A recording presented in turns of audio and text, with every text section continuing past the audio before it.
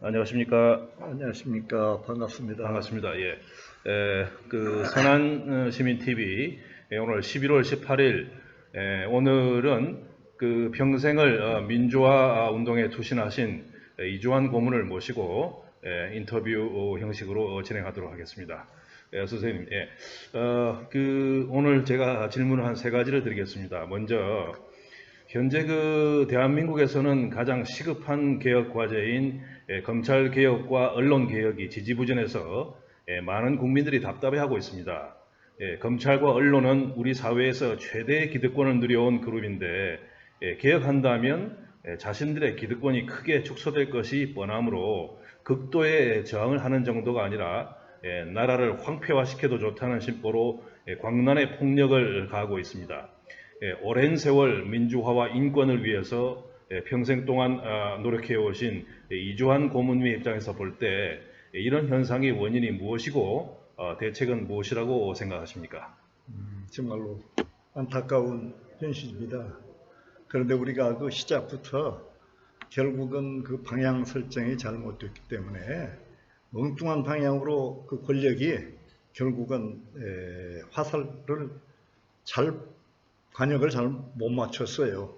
결국 우리 그 태생적인 한계가 결국은 8.15 해방이라고 그러는데 8.15를 거쳐서 결국 일제 36년에서 미국 지배 75년 동안 넘어오면서 첫 출발을 결국은 그 순치된 그 부정한 나쁜 권력에 순치된 그 가장 정말 비굴한 모습, 이것이 우리 국민들에게 완전히 체질화되어 있었어요.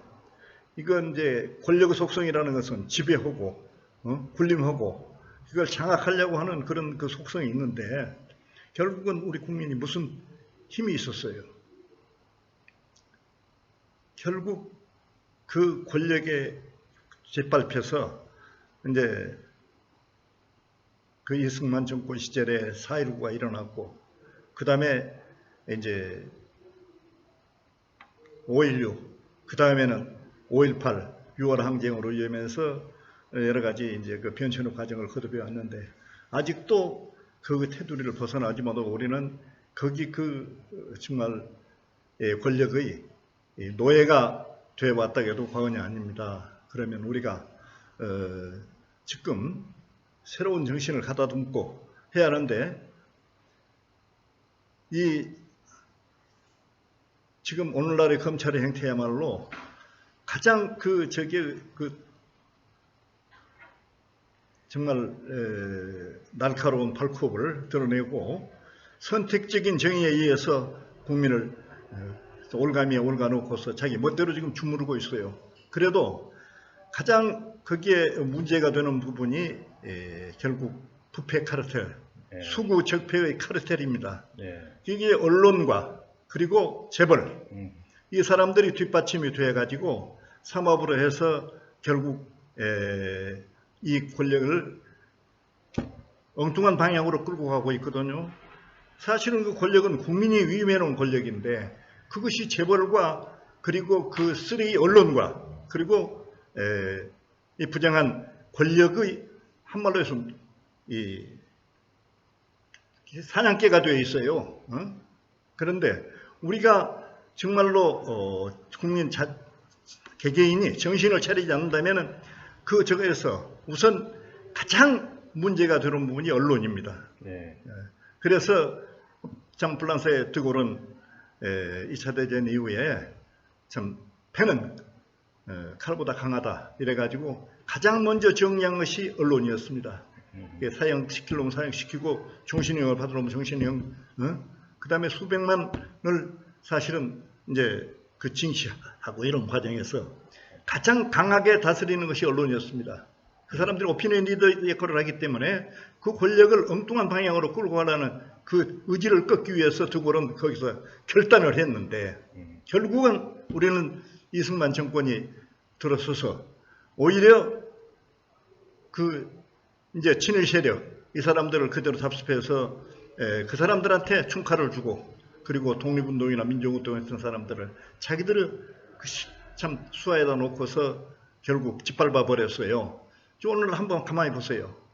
그 친일 수구 역적 세력의 그 저는 결국 적산부터 이어받아 가지고 오늘날 대한민국에 빌딩 하나 빰빠른 거 있는 것이 누가 가지고 있습니까? 결국은 정주영 회장은 그 중에 조금 특별 케이스지만은 그 외의 모든 재벌, 삼성, 하마 뭐 할 거 없이 전부 그 사람들은 외놈에 저거 한 그걸 답습해 가지고 자기들이 지금 금수저로서 그걸 몰고 오고 있다 이 말이에요.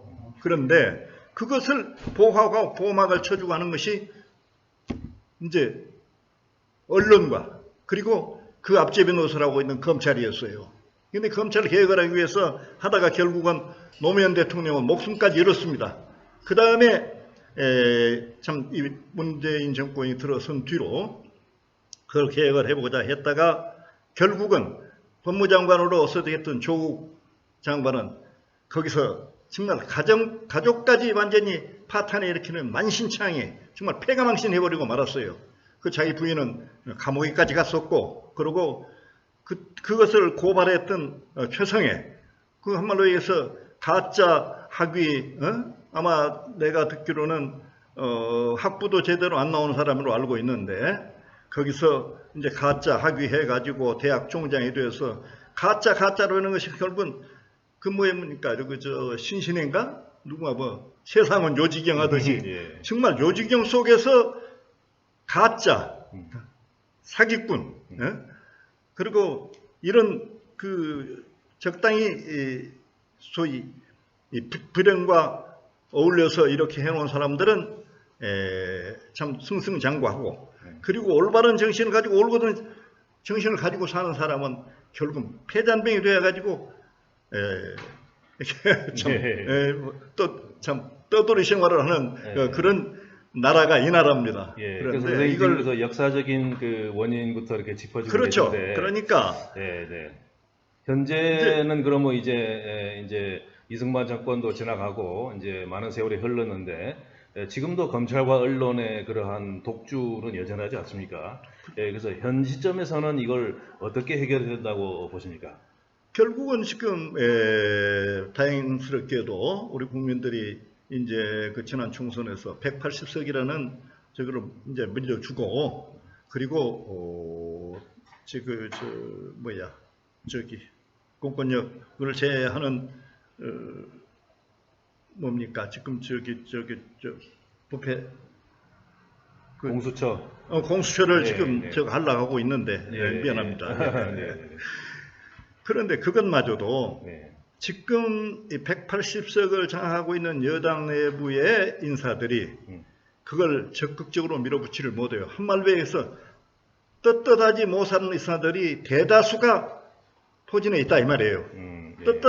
왜냐하면 거기서 만약에 앞에 서두르면 모난 돌이 정 맞는다 하는 말이 있잖아요. 그러니까 거기서 호시탐탐 지금 현재 노리고 있는 소위 이 부정한 검찰, 소위 선택적인 정의를 하고 있는 검찰.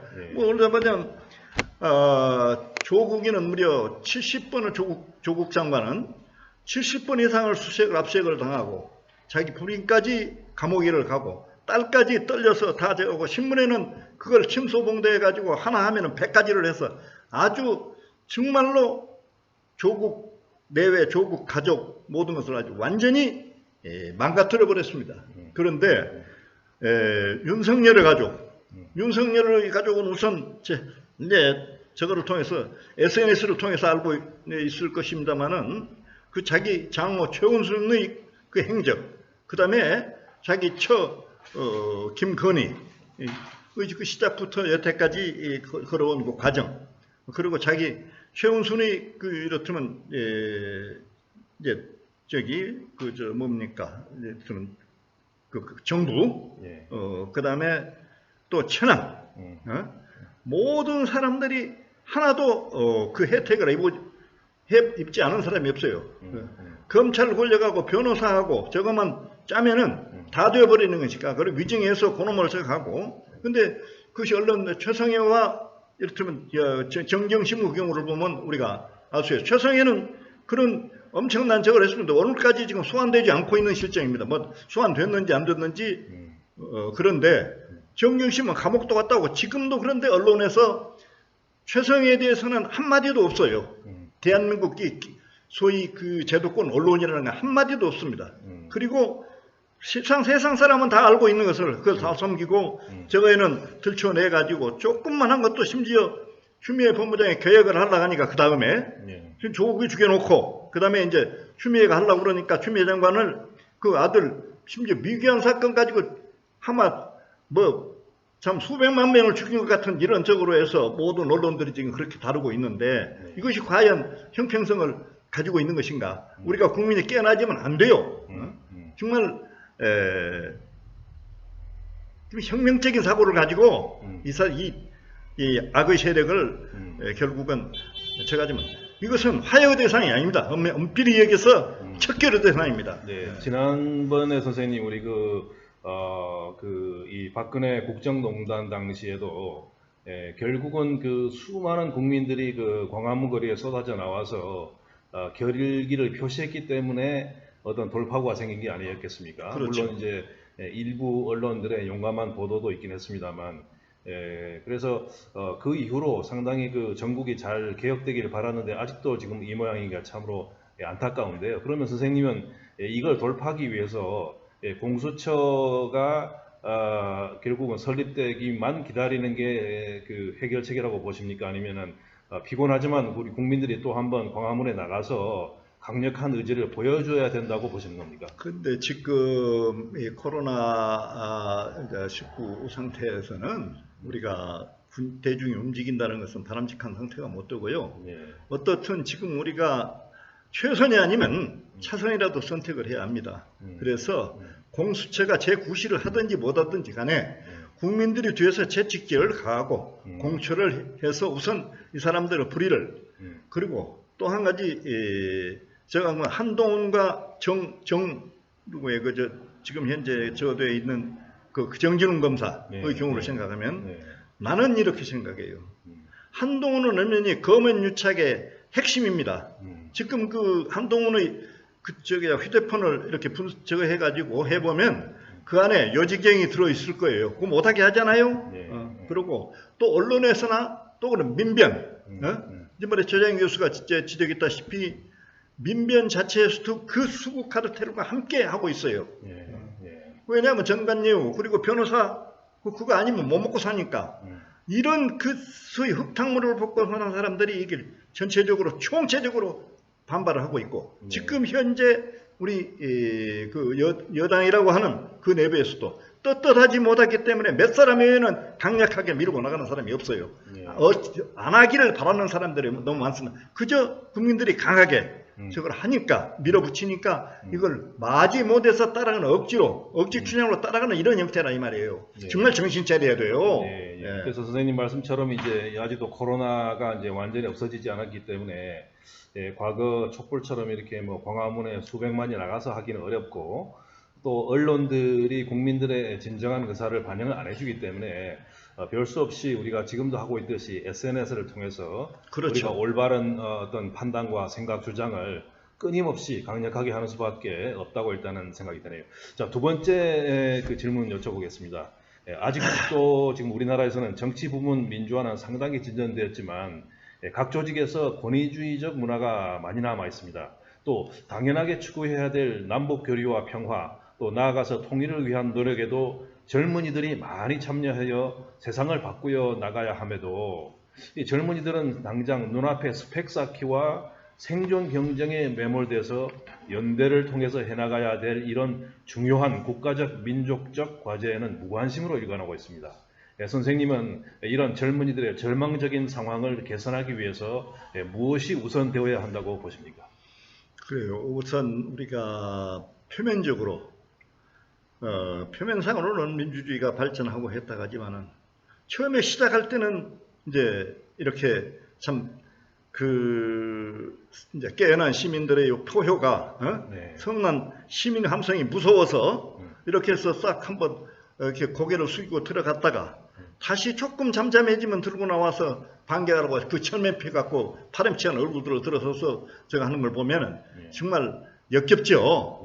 그런데 그럴수록 우리 국민이 정신 차리고, 그런데 일상에 빠져버리면 다 잊어버립니다. 상당히 관심을 가지고 있었던 사람들도, 그리고 또 그것을 이 쓰레기 언론들이 자꾸 그쪽으로 이렇게 몰아가는 그런 피곤한 행태를 보이고 있어요. 그래서 우리가 끊임없이 정말 깨어있는 우리 사회 지도층들이 이것을 각성시키고 다 해서 깨워주고 이렇게 해가지고 다시 이렇게 참 적의 역할을, 촉매의 역할을 해야 합니다. 그러면 지금 젊은이들이, 그리고 젊은이들도 상당히 문제가 있는 것이 너무나 참 순치된 그런 소위 뭐랄까 여태까지 매너리즘 이게 젖어 가지고 이렇게 새로운 저를 모셔가는 그런 젊은이들이 못 돼요. 그런데다가 더구나 참 우리 아들놈도 스카이 쪽에 속합니다만은 스카이가 이 나라는 다 배워놓습니다. 우리 우리 노 박사님도 그때 저거 아니지만 그래서 이 소위 권위의식, 그리고 참 이들이 이 나라를 이렇게 이끌어가고 계도하고 정신적인 이런 기류를 형성해 나가야 할 텐데 오히려 정반대 방향으로 가고 있어요. 이게 너무 안타까운 현실입니다. 우리가 그래서 그런데다가 솔직히 말씀드려서 우리 지금 현실이, 우리 지금 참모습이 민낯이 뭐예요? 우리는 사실 주권이 없어요. 무슨 국방권이 있습니까? 외교권이 있습니까? 솔직히 말씀드려서. 그래서 한말로 해서 참 허수아비나 다름없는 이런 현상에서 그걸 지적하는 사람은 여태까지는 그전에는 국가보안법 조정해가지고 바른 말 하는 사람은 집어넣어서 사형시켜버려. 늑당 사건 있잖아요. 또 생놈 집어다가 선고한 지 18시 24시간 둬서 18시간만에 죽여가지고 우리 국민 세금이 얼마나 나갔어요? 아마 627억이 물어줬던가요? 그것도 잘 기억이 잘 안 납니다만은.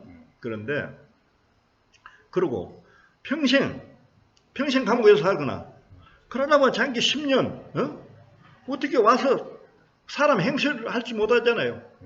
옛날에 우리가 독립운동할 때도 정하면 소위 불량성인이라고 해가지고 기타나 있죠 센징 행세 못하고 살았잖아요.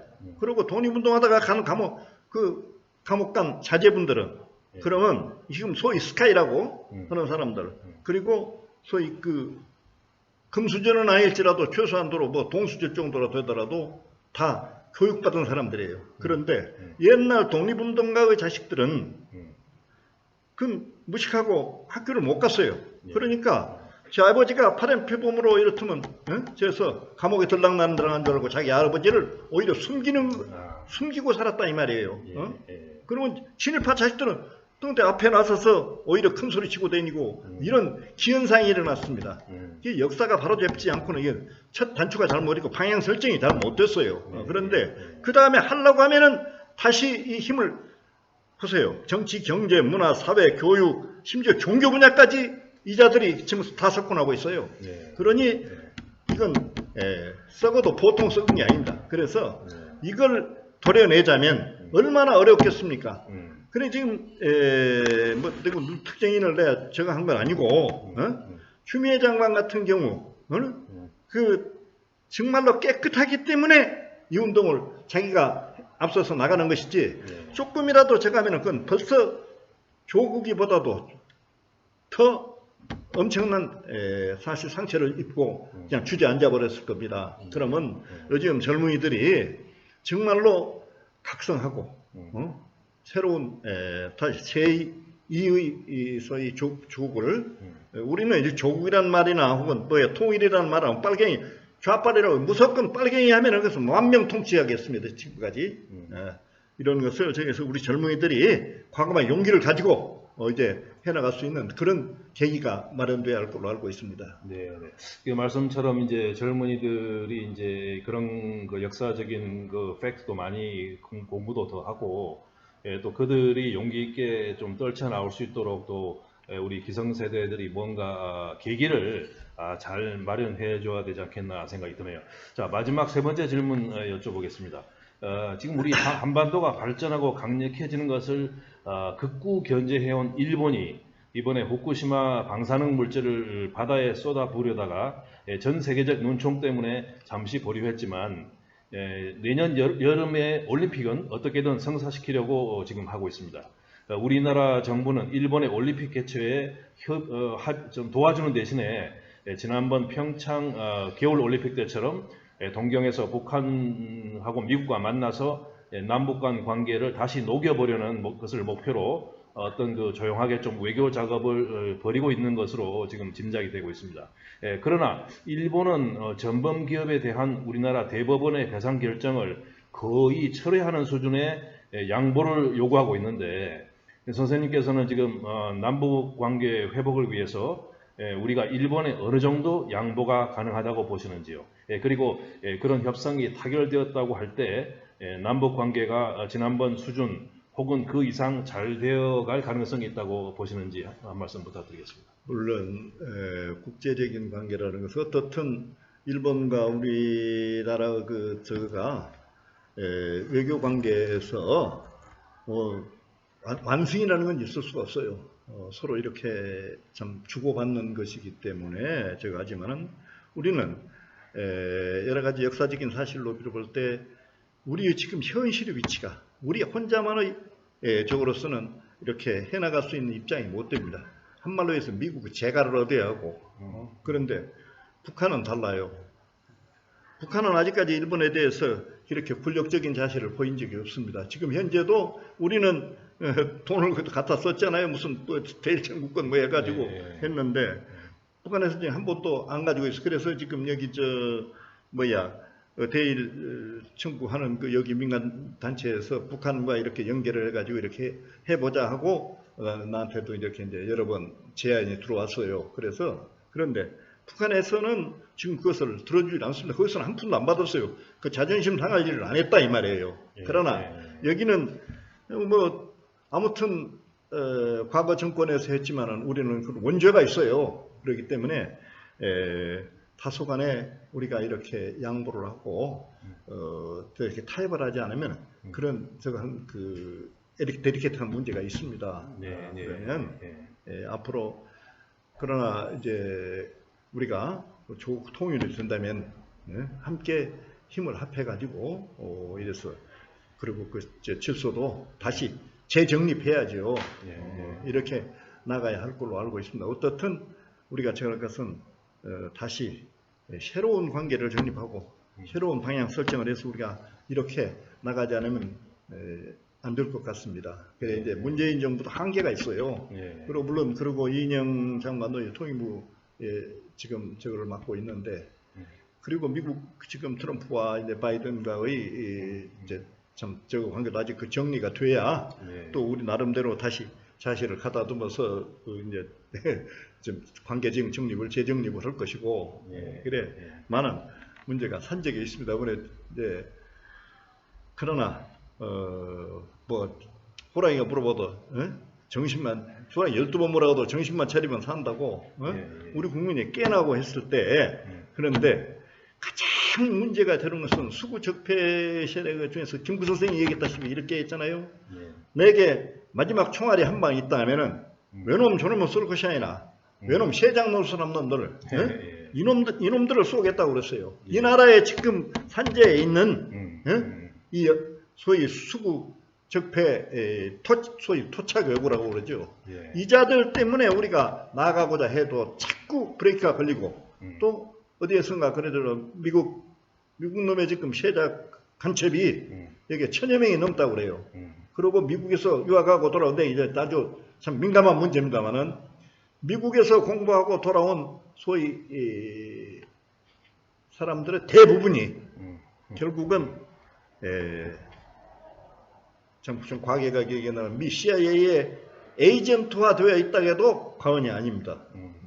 나는 그걸 많이 봐왔어요. 그리고 한국에 지금 나와 있는 소위 지도층의 120명 정도의 뉴욕화 클럽이라고 있습니다.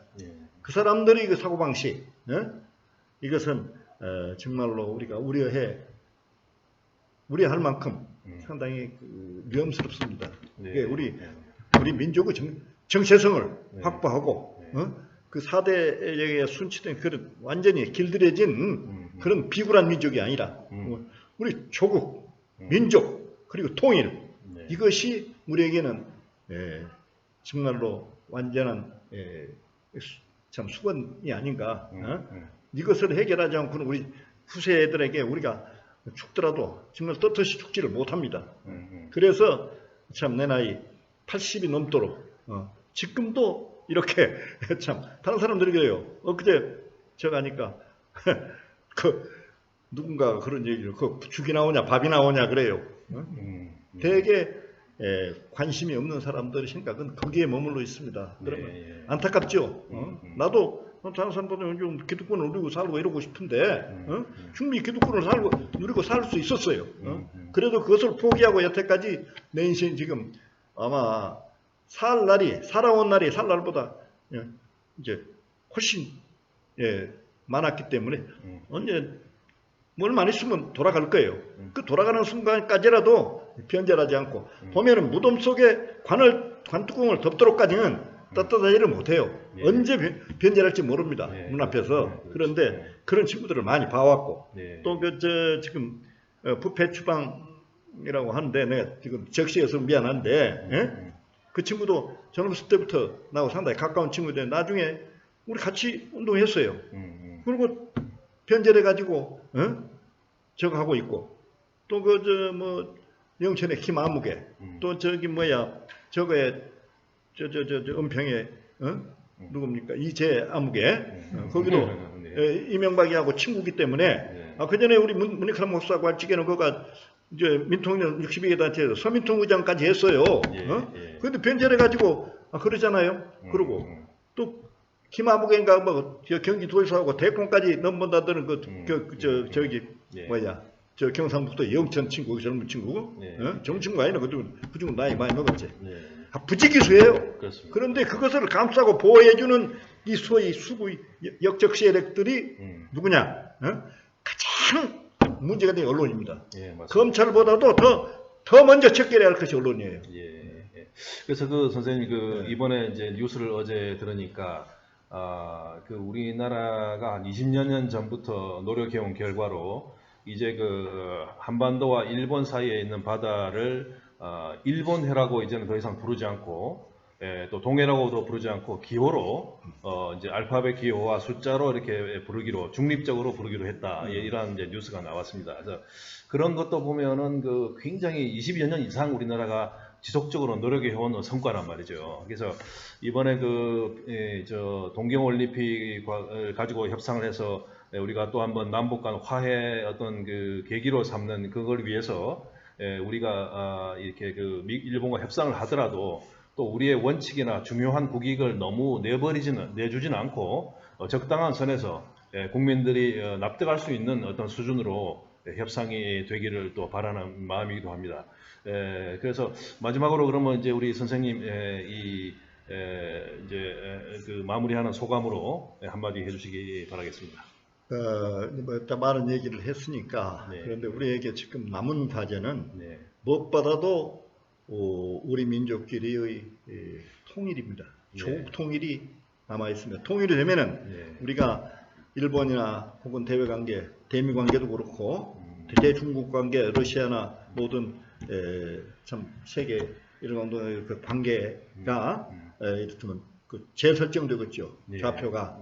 그러나 위해서 우리는 오직 한마음 한뜻으로 그리고 여기에 지금 그것을 방해하는 무수한 수구 역적 세력이 사실은 90%가 넘는다고 봐야 해요.